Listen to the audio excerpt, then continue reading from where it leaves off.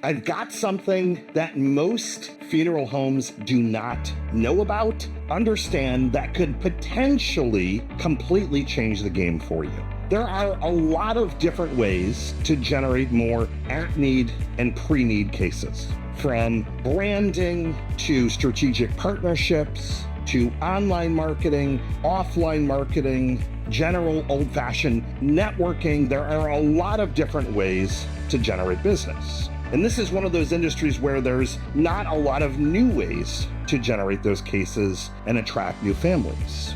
But over the last couple of years, I have really gotten lasered in on a strategy called the Dream 100. Now, the premise of the Dream 100 is that you can look at attracting one of three different audiences that end up referring or generating a lot more business for your funeral home. So the first audience really doesn't apply here, but I'll tell you what it is anyways. So the first audience of a Dream 100 would be potential families that have very, very large means, to put it bluntly. So the average family might be investing $10,000 in a service and a burial, but maybe there are some families, maybe you have some arrangements where they could be investing $100,000, for example.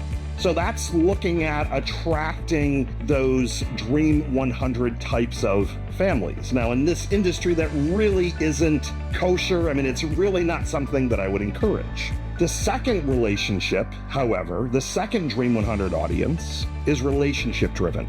And that is looking at what are all of the different types of businesses that could refer cases to you that you can generate some kind of relationship with, some kind of rapport with, so that when they think of recommending a funeral home, they think of you, to the point where they really won't recommend anyone else except for your funeral home.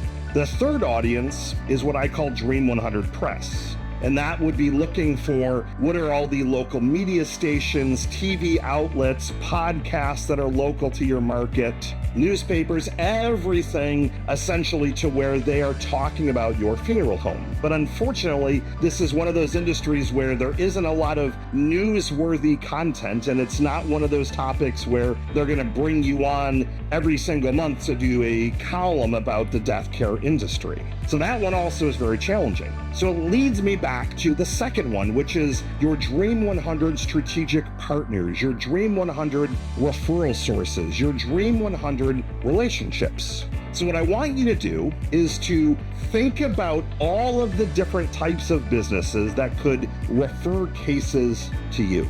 Now, what I love about this particular strategy is that when you're investing in these types of relationships, they're going to refer cases to you for years and years and years to come. In some of these businesses that we'll talk about, they could be referring cases to you in the next couple of weeks, whereas other ones might be referring to you every couple of months and a bit more sporadic, but for years and years to come. So when you invest in these relationships, you are looking at potentially generating what I would deem unlimited return on your marketing investment by way of time and money.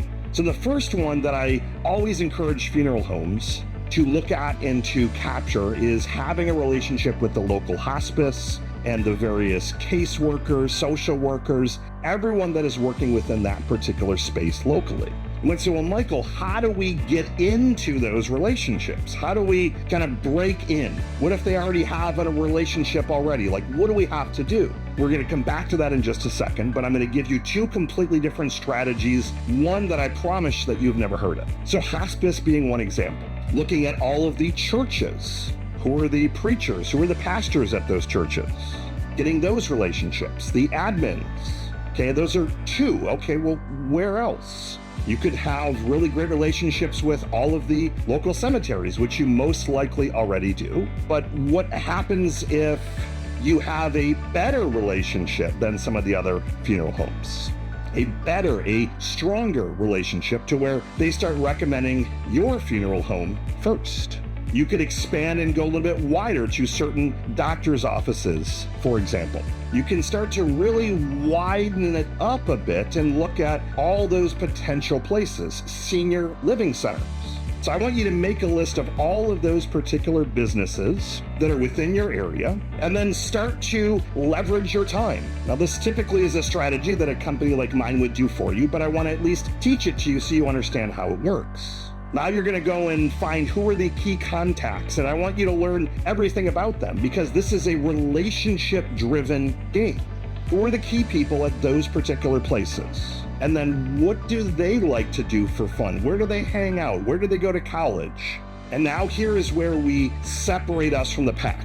So the first strategy that I'm sure you've heard of or you might think of is we can send some food over to this particular person. We can have lunch delivered, breakfast with a handwritten note and a phone number. But what I want you to do is I want you to remove the sales pitch. I want you to make it very kind of nonchalant that, hey, this is Michael over at the Michael Tasner Funeral Home. I know how tough your job is on a regular basis. Please accept this lunch from me to you guys. If I can ever be of any help, my cell phone number is below. Something like that. No, you're not putting in the business card. You're not saying if we can have a relationship. You're just giving without expecting something in return.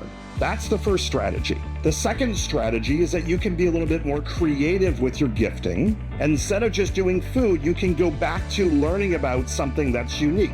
Maybe you send them something unique from their college that they attended. We have a strategy where we love to send pens that have wood blanks from things that are special to that particular person. So wood that maybe came out of the stadium where they attended college or their favorite NFL or NHL team, for example. It's a highly personalized gift. You can have a similar message. You wouldn't say, enjoy this food. You would say, I know that you've got a tough job. I did a little bit of research. I learned that you went to the University of Buffalo. Here's a pen that was custom made from stadium wood. I hope it's something that you would keep. As always, if we can be of any help, please feel free to send me a message. Here's my cell phone. That's the second strategy, is a highly personalized gift. So the third strategy is one that is extremely unique. And I'm going to talk about this in other videos, but I'm going to preface it with saying this is how you essentially take over a local market. You set up a podcast. So I live in Buffalo, New York. So you might set up a podcast called Everything Buffalo. And you would invite them onto your show and say, we'd love to have you on our podcast titled Everything Buffalo, just to talk about hospice and talk a little bit more about you. Let me know when you're available for an interview. Now, what I love about this strategy is, number one, nobody is doing this. I can promise you that there are no other funeral homes that have a generic podcast that's talking about their particular city. No one is doing it. It's not a podcast about your funeral home. It's not a podcast about the death care industry. It's a podcast about your community, but it just happens to be sponsored by your funeral home. Now that piece is kind of, it's not the main objective, the whole sponsored piece. The main objective is that you actually rapidly build some rapport with this person that you invite on your show. You've now taken them from someone that doesn't know you to someone that's on your show. You're featuring them, you're promoting them, and then the double whammy is you send them a personalized gift for being on your show. This strategy of the Dream 100, and 100 is an arbitrary number where ideally you're working 100 potential relationships. And as you're working them, they continue to drop by way of now this becomes a relationship and the next one. And all of a sudden you have 5, 6, 7, 8, 10 different sources of referrals for cases. That is how you really build out your business to make sure that you are able to dominate the next 3, 5, 10 plus years. This Dream 100 strategy of rapid relationship building, personalized gifting, can be completely transformational for your funeral home.